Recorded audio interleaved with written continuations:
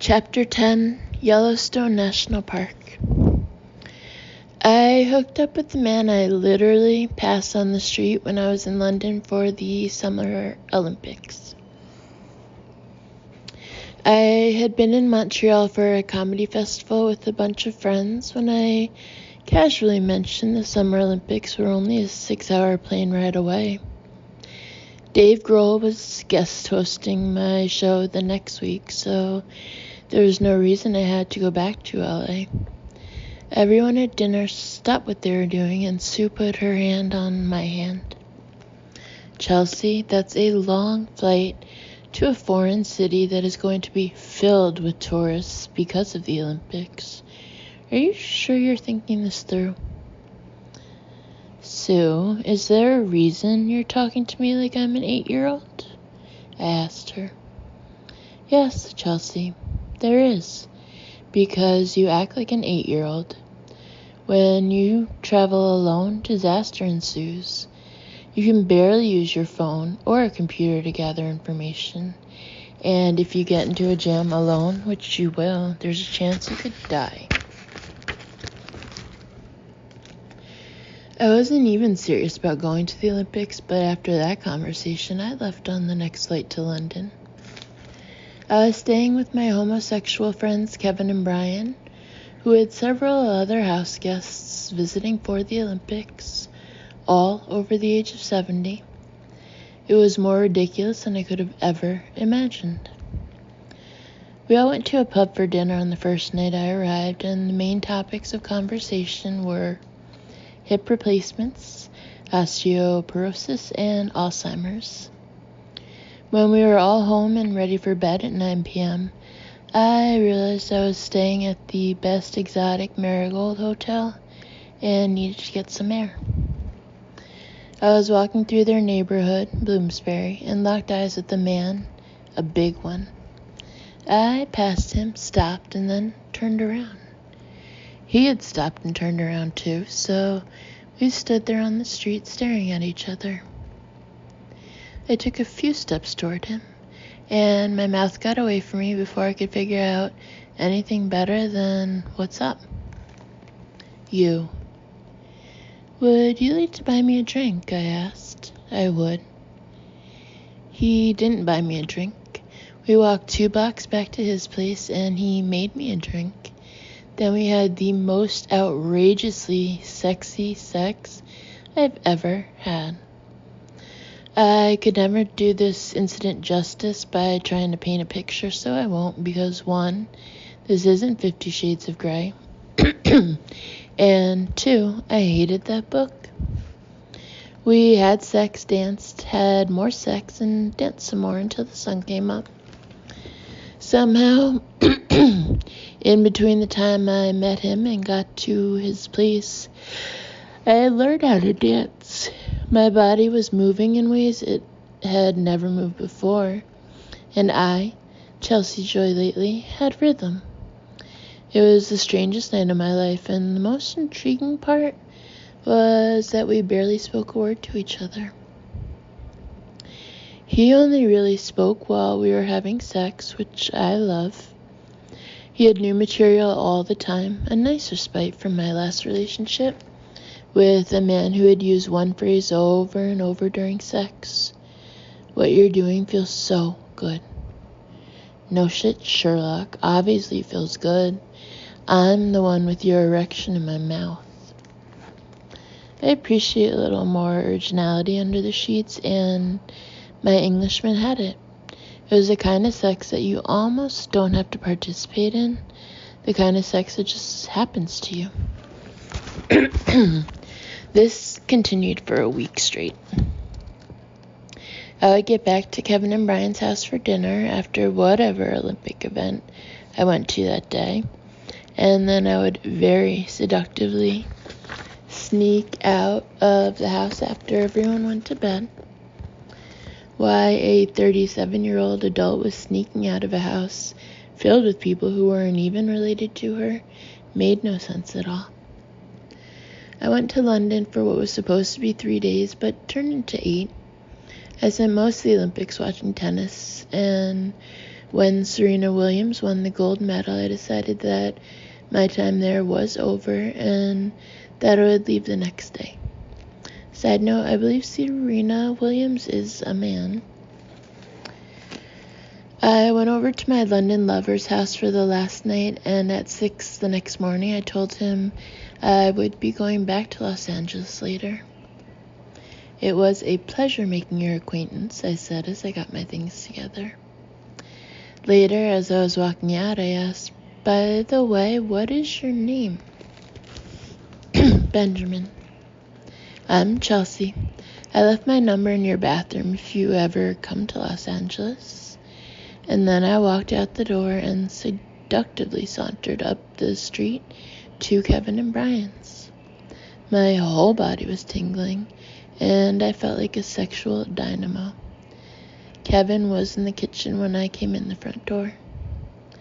"Morning, Chelsea," he said, handing me a cup of coffee. "For the record, you don't have to sneak in and out of our house to go have sex with people. You're an adult." "That's good to know for my next visit," I replied. I collected my things and ran to the car that took me to Heathrow, where I got my ass on a plane and reminisced about my most recent affair the entire 11 hours back. Going to London on the spur of the moment to see the Olympics had turned out to be a jackpot. I knew nothing about Benjamin or what he did for a living or who he was, and I didn't want to. It was too sexy of an affair to ruin by talking, and I had a smile on my face the entire plane ride home. I felt like I had just walked out of a James Bond movie. I sat on the plane like Diane Lane sat on that train in Unfaithful, and was basically trying to calm my vagina down the entire flight. Benjamin and I texted a few times after my trip, but our communication fizzled out after a week or two. 4 months later, my phone rang, and it was him asking me if he could take me skiing for the weekend. This was mostly surprising because Benjamin was half black. "You ski?" I asked him. "Since when?" "Since I was a little kid, you racist," he said in his cute British accent. If I was racist, I'd be whispering, "No?" "Would you be inclined to come on a ski holiday for the weekend with me, or are you trying to say no?" "Are you any good?" I asked him flirtatiously. "I'm pretty good," he told me. "Are you any good?" "Well, I tore my ACL last year in Switzerland, so I would say yes, I'm pretty good." "That explains why one of your legs wasn't as flexible as the other when I saw you last." I was sitting at my desk in my office and nearly fell out of my chair. It's a pretty sexy thing to say to me in the middle of the day. I don't know if you know this, but I have a very serious job. "It's not the middle of the day here," he replied. "My apologies." "I suppose I could go skiing with you." "Great. A mate of mine has a place in Yellowstone Club in Montana." "What state is that in?" I asked him. "Montana." "Isn't Yellowstone in Wyoming?" "Yellowstone National Park is, but this is a private ski club in Montana." Yes, I know the place." "Doesn't sound like you do." "Are your friends going to be there, and are they annoying?" I asked him. "Are you?" he asked me back. "Am I going to be there?" "No, I'm asking you if you are annoying," he said. "Yes," I told him, "I'll be there." "Brilliant. I'd like to take you skiing." "Perfect," I said, fondly recalling Ted Turner's autobiography, profiling Montana, bison, and womanizing. I'll join you. I like when a man gives me a run for my money and talks to me like I'm a prostitute. We had picked up right where we left off in London. I got a text from Benjamin telling me that he would be meeting me at the Burbank airport, where he had chartered a plane for the flight to Montana. This was a surprise, but I was obviously not turned off by the notion. The two of us on a plane alone together meant there would be plane penetration. I hadn't had plane sex in a while, and this is the kind of guy you wanted to do that with. In the 1 week I had slept with him, he had thrown me and my body all over the place. I love that kind of shit. His behavior during takeoff was another matter. I have some sympathy for women who are scared to fly. I do not have any for men. When a black man gets scared and there are no police around, you know things are going south. I do not have the capacity to deal with a man who is scared of anything. When Benjamin prayed out loud before takeoff with his eyes shut, I thought he was joking. He scolded me for making a joke about something that could potentially kill us, meaning the flight. Had I known this was the reason we were flying privately, I would have chartered my own fucking plane and met him wherever the hell we were going. Dying on a plane would be a great way to go, I told him, don't you think? It's a very macabre thing to say. I'm serious. It would be instant, and we probably wouldn't suffer very long, if at all. Stop it. God forbid any such thing should happen. How is it possible that you are scared of planes? Do you not fly very often? Yes, I do. I get scared every time. Oh my God. I took my seatbelt off and went over and sat on him. I was trying to be funny and make light of what I considered to be a silly situation, but you would have thought I murdered a baby. Are you a little scaredy cat? A little kitty cat that's scared like a little baby boy, I said, tickling him. I was hysterically laughing, which always makes me laugh even harder, but he was not laughing at all, which made me laugh harder, until he yelled at me to get back in my seat and buckle up. I actually thought he might hit me. So I guess we won't be having sex on the plane, I asked him, after I wiped the tears from my cheeks. He didn't think that was funny either. How is he going to be able to ski if he was scared to fly? I wonder. Talk about a buzzkill. And I hadn't even had a drink yet. If you're so scared to fly, why don't you take a Xanax or something? I have a Vicodin. Do you want one? I don't take recreational pills. Well, I'm going to take one then. I opened my purse, grabbed a Vicodin, split it in half, and popped both halves in my mouth. What is the point of that, he asked. Because if you break it in half, it hits you faster. What is the point of taking a Vicodin? Because I have to watch you fly. We hadn't known each other long enough to have a fight, and the first one was over me buckling my seat and a Vicodin. The rest of the flight was awkward, to say the least. He relaxed a little once we were up in the air, but the same anxiety resurfaced when we landed, with him praying out loud and then gripping the armrests with his eyes squeezed shut. It was an embarrassment. The house we were staying in was situated in the mountains and allowed you to ski in and ski out of Yellowstone Club. a private ski resort that required no lift tickets. When we arrived at the house, the property manager greeted us and let us know that a woman named Martha would be there shortly to prepare our dinner, then showed us to the master suite downstairs. The kitchen was on the main floor, so I immediately went back upstairs to pour myself a drink. When I returned downstairs, my London lover, who was scared to fly, was meditating. Martha arrived and was singing as she prepared our food upstairs. She sounded overweight, so I went up to check out her body. I was right. She was overweight, but not in the way that made me felt I wanted to tackle her.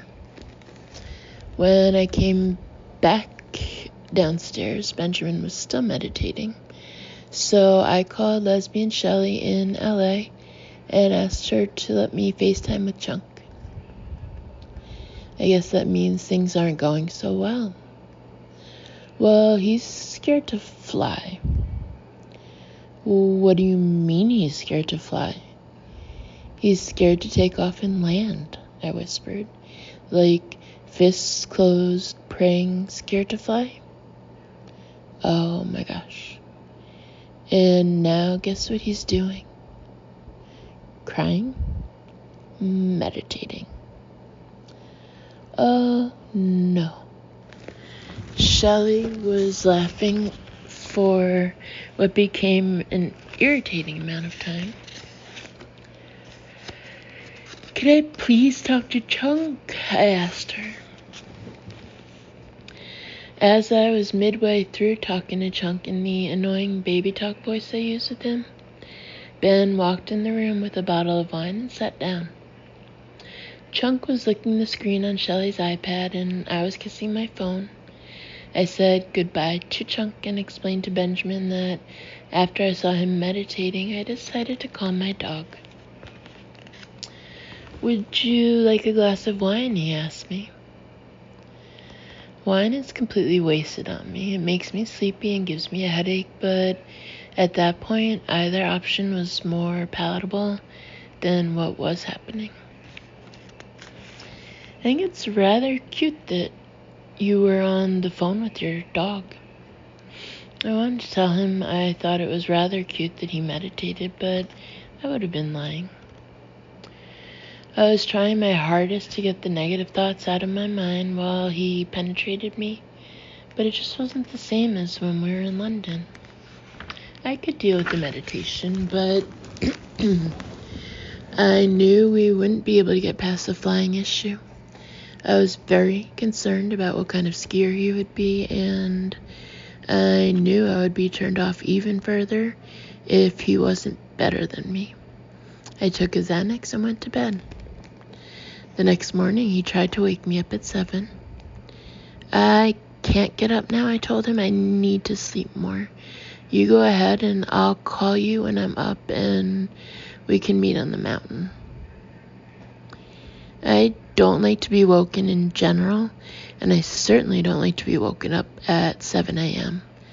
This is why I will never have a baby or borrow anyone else's. Sleep is my friend and is the only place in this world where I don't get into fights with other people.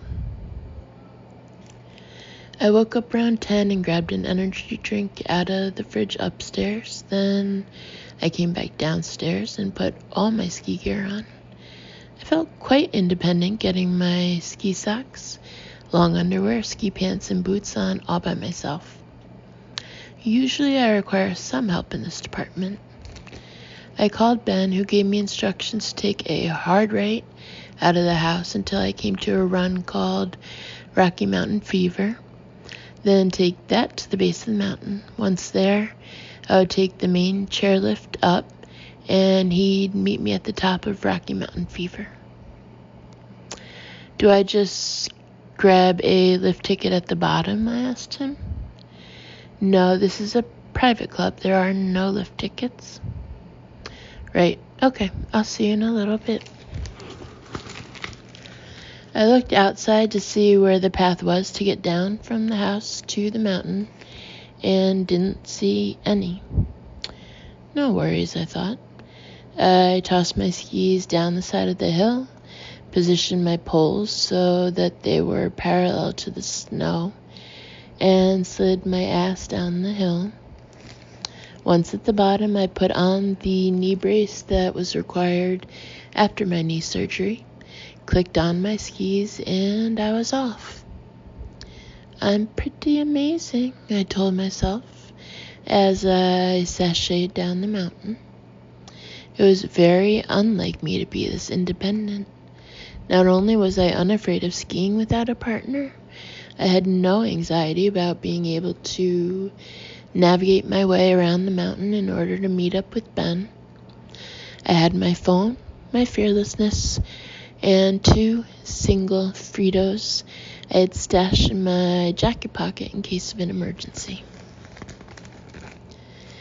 As I passed others who were skiing together, I felt sorry for them for being so dependent on each other.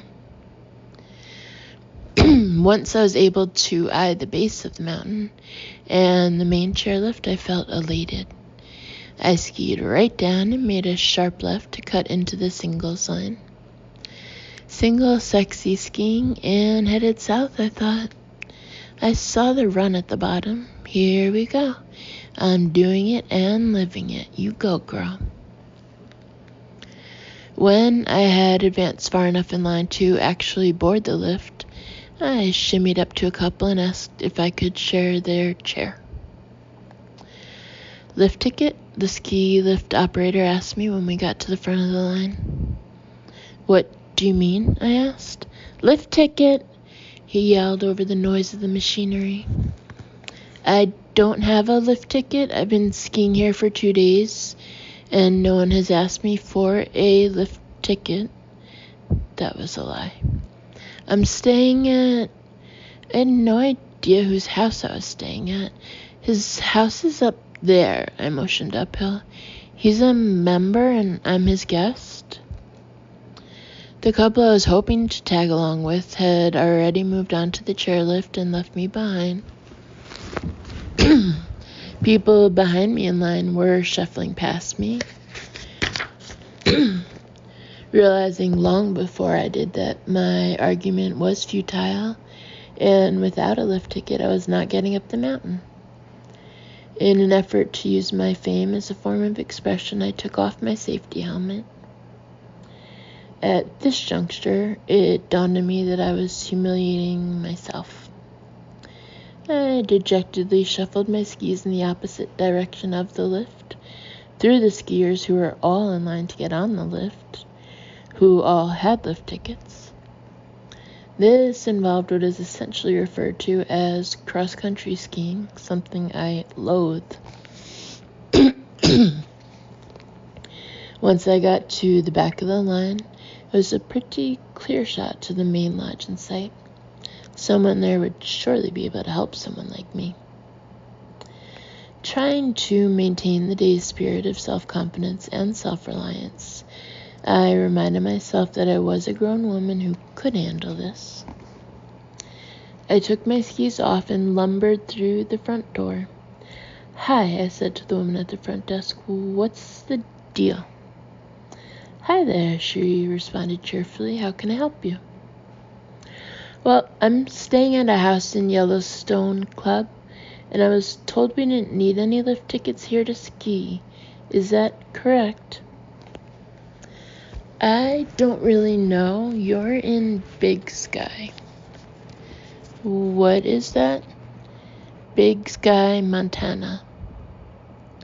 Is that in Montana? Yeah, she exclaimed, excited we were finally agreeing on something. And where is Yellowstone Club? That's a private ski club that is next door to Big Sky. I'm pretty sure it's that way, she said, and pointed to her left. I followed her hand and looked out the window, seeing nothing but skiers and snow. Do you have any idea if I can ski over there? Yes, I'm sure you can. Do you know how I can do that? I asked her very slowly. The very nice lady found another very nice lady who gave me instructions on how to get back to Yellowstone Club. You can purchase an all-day pass or a one-lift pass. All you really need is a lift pass because at the top of this lift, you will need to bear left on Rocky Mountain Fever. It will take you through the woods and there will be several runs to your left, but don't take them. I checked in my pockets and found $200 bills. Another reason to pat myself on the back. I separated the bills from the Fritos and thought about taking a bite of one, and then thought better of it. Who knew where the day would take me? And I didn't want to end up like that guy who had to eat his own arm. I bought the lift pass, thanked the two women profusely, and then returned to the chairlift that had rejected me earlier. Hello again, I said to the chair operator from earlier, exposing my day pass. Guess who's got a lift ticket? You just have a one lift pass, he told me, eyeing my newly applied sticker. That's because I'm going back to Yellowstone Club. That's where I thought I was, actually. I didn't know why this guy was being such a dick, since people at ski resorts are usually quite the opposite, but I somehow managed to always bring out the worst in people. Once on the lift, alone, I called my half-black lover on his phone to ask for instructions on what my next move should be. I'm in Montana, I told him. Right, what's the problem? Sorry, I'm in Blue Sky, Montana, ski resort. I'm not in Yellowstone Club. Why, he asked. I don't know. I did what you told me to do and skied right out of the house and down the mountain. You're supposed to cross over the mountain and go all the way to your right. Well, I don't think I did that. Okay, well, can you find a run called Goldfinger? They told me to take Rocky Mountain Fever. I'm just going to follow their directions. Why don't I just have someone come and get you? No, it's not a big deal. I'll just ski over to you, I told him. They gave me directions. If I get lost, I'll call you. It was important for me to do this on my own. My reliance on other people was driving me to drink more, and I desperately craved being self-sufficient. Plus, there was no reason Benjamin needed to know what kind of basking case he was really dealing with. After what happened on the plane, I had the upper hand and wanted to keep it that way. Okay, he said. I'll do this run a few more times until I hear from you. Cheers, I said, and hung up. I followed the woman's instructions precisely and stayed left, but somehow when I skied down the mountain, I ended up at the exact same chairlift I had just come from. I went back to reboard the same chairlift, only to be told by the same asshole that I had purchased a one-way lift ticket and not a day pass. Once again, I found myself clumsily sidestepping past the people behind me in order for me to traverse back to the original lodge and buy a fucking day pass. Then I called Benjamin, who I was now reduced to calling Ben, to inform him that things were becoming more complicated than I had expected. I told him it would be easier for me to just ski at Big Sky for the day, as I had now purchased a day pass. He told me that was ridiculous and that he was coming to get me. This new lover of mine was being very helpful. I found it sweet, but I was also happy that I was having such a good time all by myself and not panicking at the idea that I was definitely lost and had no idea where I was going. I tried to recall if I had taken an ecstasy tablet by mistake. No, it's fine, I told him. I'll figure it out. This isn't a caper movie, Chelsea. I ignored this comment because it made no sense at all. Let me just meet you, I insisted. I felt we had already spoken too many times that day for two people who barely knew each other, and I hung up the phone. I got a map when I purchased my second lift ticket of the day. The chairlift operator was more sympathetic this time around. He told me there was a wooden fence that ran the length of the property separating the two resorts, and that if I followed the fence, there would eventually be an opening. Or you can hop over it, but I didn't tell you that, he said. If you see a parking lot, you're going in the right direction. 2 runs, and 35 minutes later, I was at the bottom of a run, facing a parking lot. I saw something peeking out of the snow across the parking lot, and it looked like the top of one of those wooden livestock fences. I looked at the empty parking lot, which had been snow-plowed and barely had any snow on it, and thought, fuck it, this is going to have to lead somewhere. I just had to get to the other side of the parking lot. At this point, I didn't give a shit about ruining the bottom of my skis. I had never skied on cement, and I have to say, if snow didn't exist, people would have ended up skiing on pavement. It was a lot of fun. The train gradually turned from pavement into 4 feet of snow. Luckily, I wasn't going fast enough to do anything more than shock myself when I plowed into the fence. In conjunction with this discovery, I looked up to discover that a couple of feet to my right was a do not enter sign. This is usually the indicator for me that I'm headed in the right direction. I leaned on the fence and tried to figure out how I was going to get over it and on to the other side, where I could see a road and a house. I tried to lift one leg up with the ski on, but I would have to have been able to do a backflip and have a leg attached to one of my ears. I decided that I was going to get over that fucking fence. I unclicked both of my skis and did what every ski guide tells you not to do in deep snow. I stepped out of the skis, took one step, and dropped to my waist in snow. This is exactly the kind of shit that always happens to me, I thought. There was no one in sight, and I was submerged in snow. This had basically turned into the female version of Into the Wild.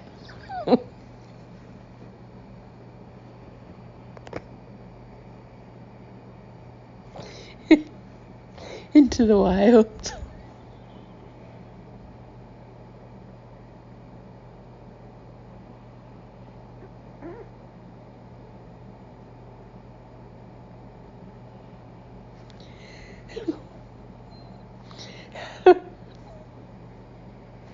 Help! I screamed. It took a lot of blood, sweat, and tears. But by grabbing the fence, I was able to pull myself up until I was spreading.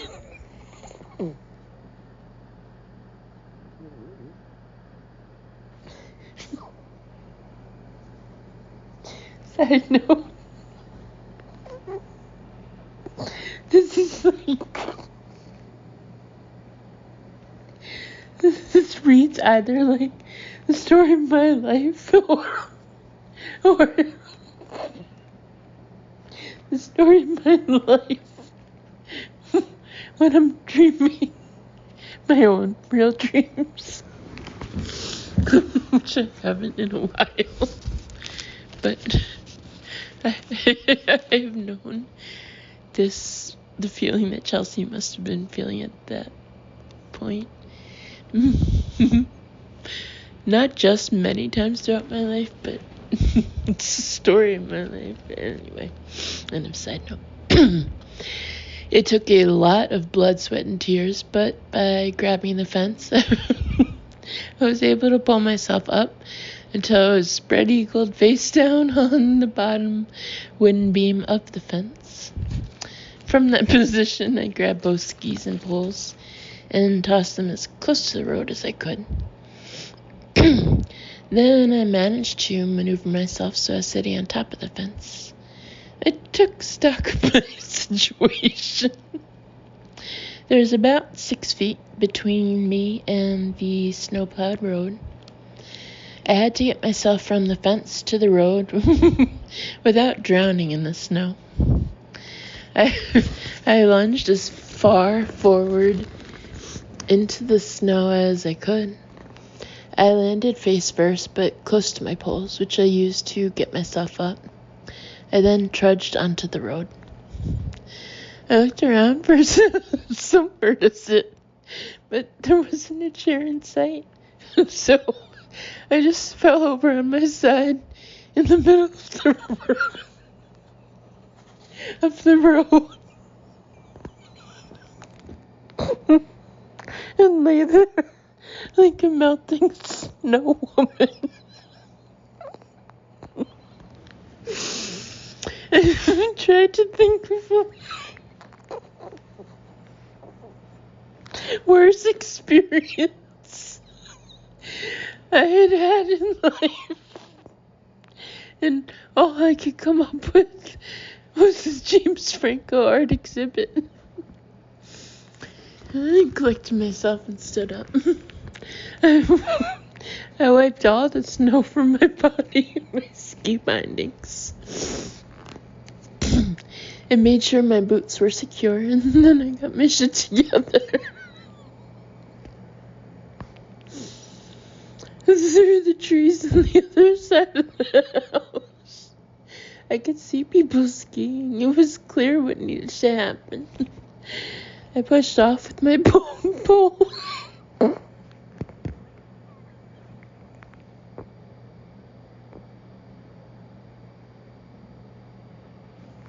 Poles in order to get into the deeper snow.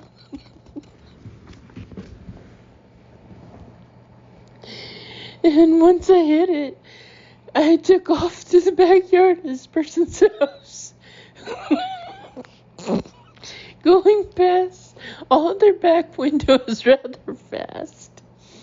The house was huge, so I just kept my eyes straight ahead and prayed to God if anyone was home they didn't watch Chelsea lately. The train changed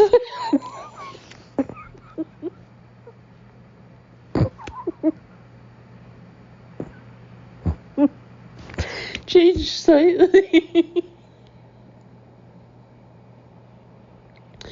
And the surface underneath suddenly felt quite unfamiliar. I realized after looking behind me that I was skiing over a tarp-covered pool. The woods were straight ahead, and I kept my speed up in order to get the hell out of this person's backyard. I ducked when I hit the trees and got through to the other side. I saw signs lining the run that read Yellowstone Club. I made it! I yelled to this guy. I made it! I get down to the bottom of the run where the chairlift attendee confirmed I was, in fact, in Yellowstone Club. The main lodge was just one lift away. I could smell a margarita. I took out the 2 Fritos and noticed they had a pungent aroma. I put my hand back in my pocket and pulled out a butt of weed. I hadn't skied since the season before, so the pot must have been in my ski jacket for many months. I liked this prospect a lot. By now it had started to blizzard, so I asked the next person I saw to take a picture of me. This is it. There's a picture of her in the book. It's a pretty good picture. I wish it was blizzarding here now. Anyway, I found Benjamin at the bar in the main lodge where I had a margarita and a bite to eat. Feeling warmed up from my adventure, I asked if we could take a few runs together.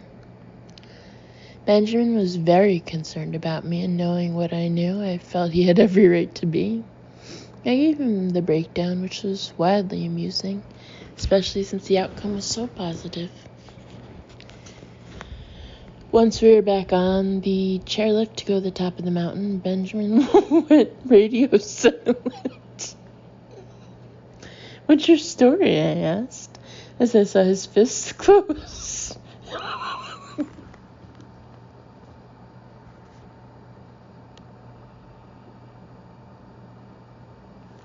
And I shut.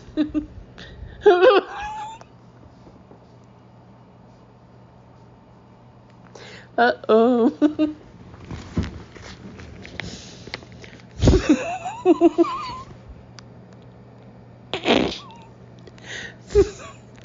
Please don't speak.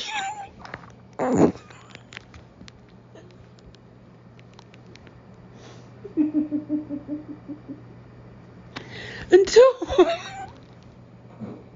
I can't read with a straight face. "Please don't speak until we're off the lift," he told me.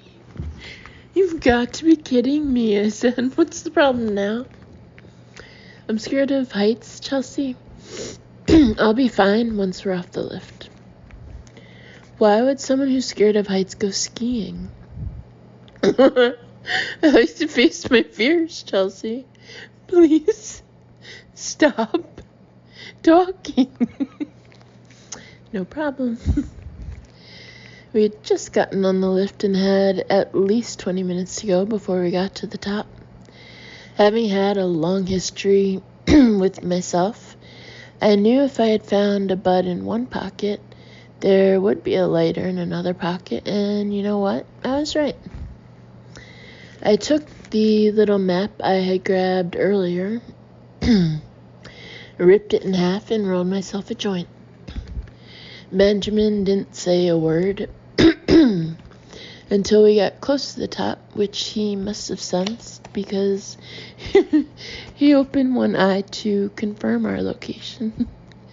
I'm not exaggerating when I say that he was violently shaking by the time we were getting ready to disembark. Once we were off and skiing, he was a completely different person, and he was actually a really good skier, but that didn't matter. It was over for me. That night at dinner, he suggested we go helicopter skiing the next day. For those of you who don't know what that is, heli skiing is where they take you in a helicopter and drop you at the highest point in the mountain, and then you ski down. I nearly spit out my wine. "Benjamin," I said as delicately as possible, "I have to be honest with you. I don't have enough drugs to go heli-skiing with you." "It's important to face your fears," he informed me. "Yes, I'm sure that's true. But isn't it pointless if your fear never subsides?" "I suppose you have a point, although I won't stop trying." "That's admirable," I told him gently. "But it seems like the only two things you and I do well together are dance and fuck, so let's just do that." That was the last time I saw Benjamin, but I will never forget that day as one of the best in my life. After everything had happened, I didn't cry, I didn't get scared, and I was confident, even in my darkest moments, that I was a grown woman who would get myself out of a bind without very much help. I had no idea one could ski over a pool, and I had no idea I could actually dance. This is the thank you note I sent Benjamin a week later. "Dear Benjamin, thank you for taking me skiing in Montana. But more importantly, thank you for giving me rhythm. I haven't stopped dancing since I met you, and people are loving it. XX Chelsea. I still have never been to Yellowstone National Park. I may never go.